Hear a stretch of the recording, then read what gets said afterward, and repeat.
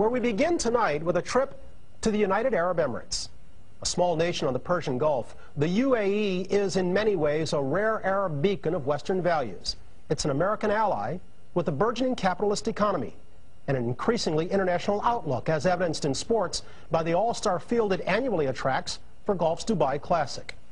But for all its 21st century progress, the UAE is also home to a sinister remnant of another time, a time when people were bought, sold, and kept as slaves. As Bernard Goldberg reports, it's all being done in the name of sport. It's a clear morning in the Arabian desert, a good day to go to the races. Camel racing is the national sport here in the United Arab Emirates, the favorite pastime among the fabulously wealthy sultans who run this country. If horse racing is the sport of kings, this is the sport of sheikhs. You can't shoot footage like this anymore in the Emirates. These shots were taken a couple of years ago, before the sheikhs barred outside cameras from the races. And exactly what is it they don't want you to see? Well, take a look at the jockeys.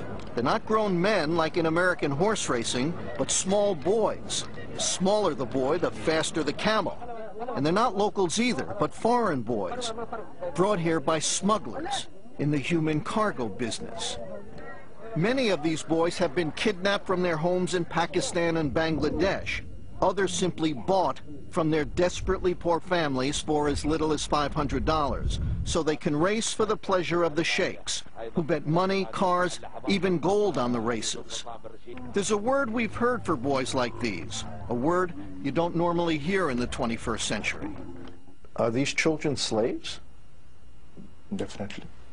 Definitely, why not? They are getting nothing. And these are the ages to get some education, these are the ages to get some good food, some good health.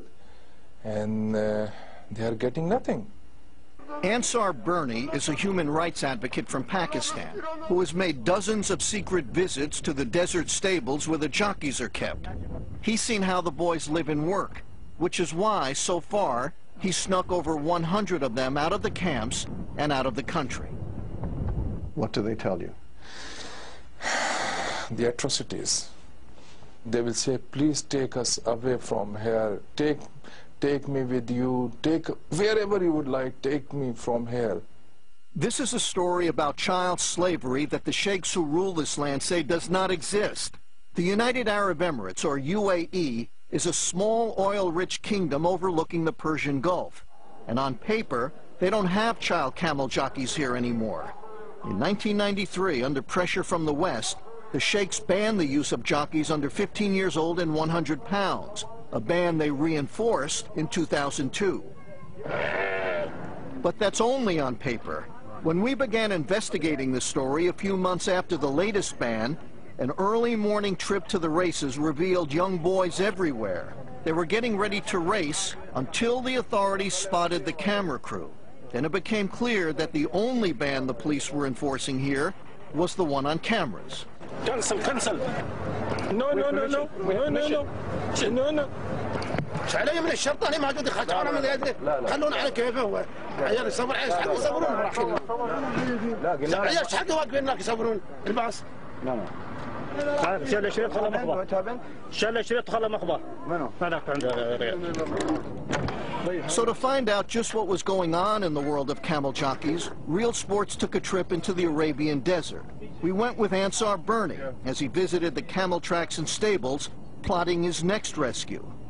Bernie and his wife Shaheen took our British cameraman David Higgs, outfitted with a hidden camera, for a 2-week trek through the UAE. The trip began at a training session at the country's main track, where there were no photography signs everywhere. So it's quite clear that what is happening here is something that they want to take place in secret. And just beyond the signs were the boys. Hello. You're a tiny little one. You're all right. One by one, boys as young as 3 years old were strapped onto the camels to begin their practice runs. They were training in 110-degree heat, riding into the finish area, then running into trucks to go back to the starting line all over again. Every jockey we met was very young. and a world away from home. Bangladesh. He's from Bangladesh. Right. Does he know how old he is? Kitne saal ke ho? He doesn't know. We asked one of the trainers how he felt about the work these boys do.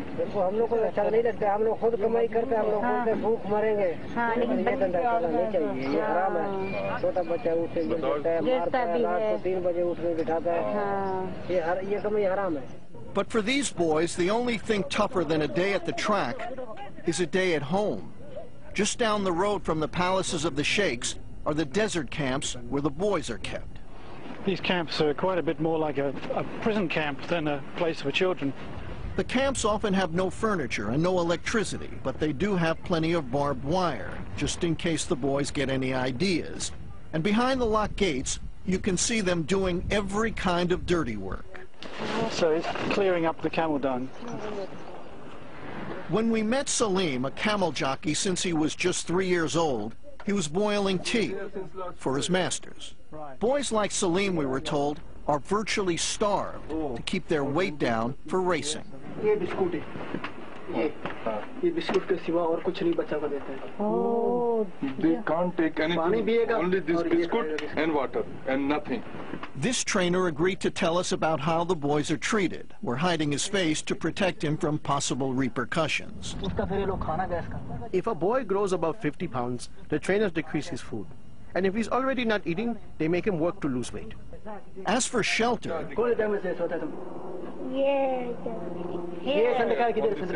What, here, on the floor? Yeah, on the This is where he sleeps. on the fan. Okay, well, it looks like this boy doesn't have a bed. He just lies here on the sand. Yeah, he's telling us he sleeps here. Right, that's where he lies. so if they eat well, if they sleep well, They will gain weight. and that's the worst thing that could happen. They can't gain weight. As bad as it is for some boys, it's even worse for others. Saddam told us his father, back in Bangladesh, had sold him to the camel camps, not for money to feed the family, but for liquor. Now, he's got new problems. Can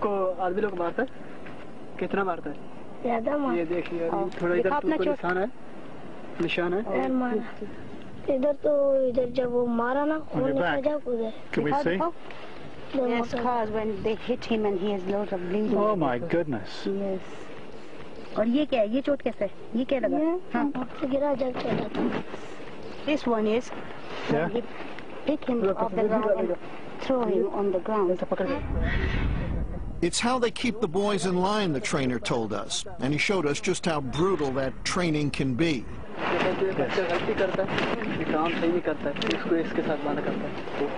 Oh my God!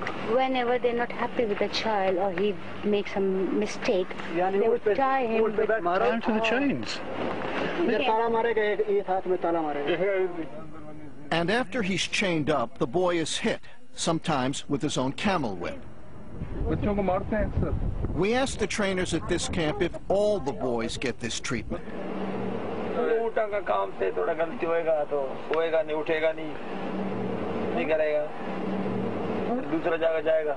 Moments later, one of the boys showed up, and we asked him if he'd rather go home to his family.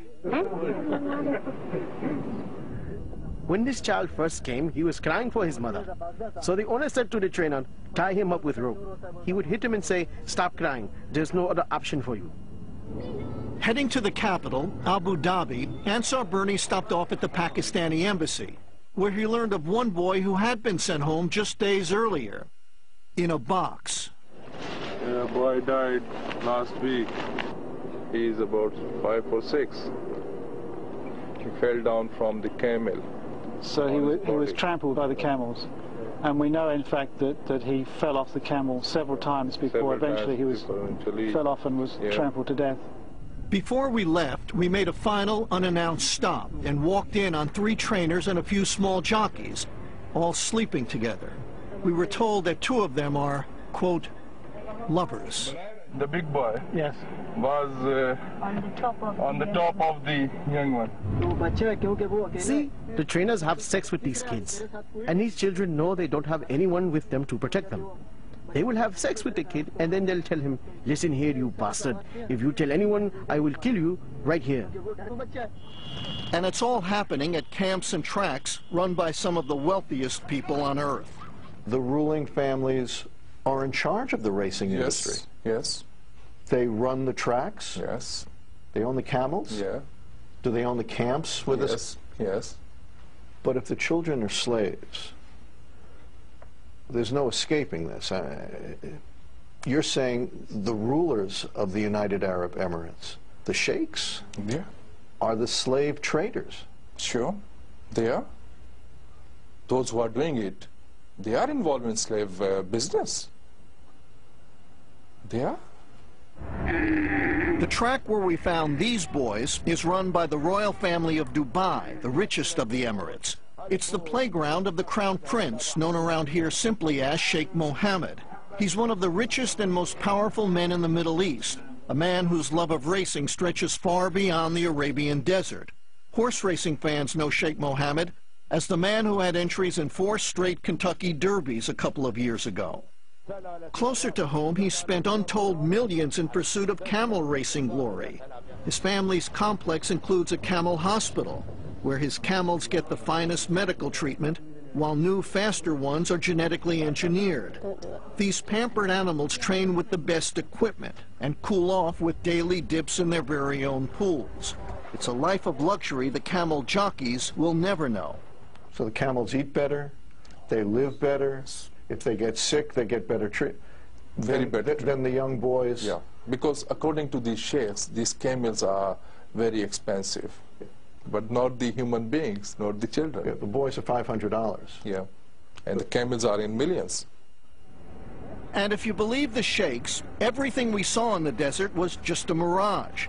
Listen to the head of the Camel Racing Federation after the latest ban on child jockeys took effect in 2002. He made it sound like we'd have a better chance of finding a waterfall in the desert than finding an underage jockey in his country. Absolutely impossible.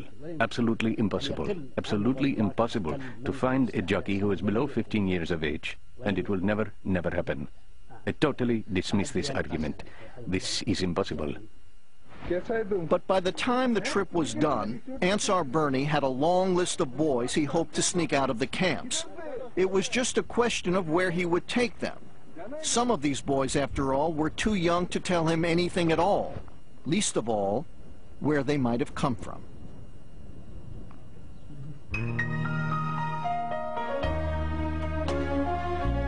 Bernie, UAE officials wouldn't speak with you, but I understand they sent you a letter? Yeah, we tried to talk to them. And for a while, they indicated they would talk to us, but then they just stopped returning our phone calls.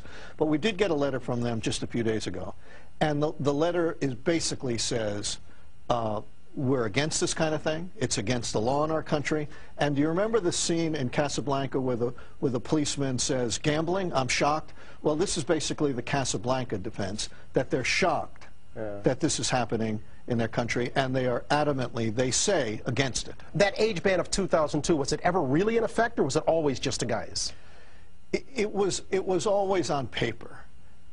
Reinstated in 2002 from 1993. So on paper, they've done all the right things, but the paper never jibed with reality. Those who are engaged in this, are they immune to international pressure? Well, you know, the United States can put sanctions on countries that do things like this, but what kind of sanctions, in reality, are you going to impose on a nation like the United Arab Emirates, where the streets might as well be paved with gold? Yeah, it's like giving financial incentive to Bill Gates. Yeah. What are you going to tell Bill Gates, that we're going to take what away from you? Yeah. So they're immune in that the sultans and sheikhs run the country. Makes it easy. As Bernie noted, exposing the plight of these camel jockeys is only part of Ansar Bernie's mission. Putting an end to the practice and saving those involved are also his priorities. We focus on those ends in the second part of our story from the UAE.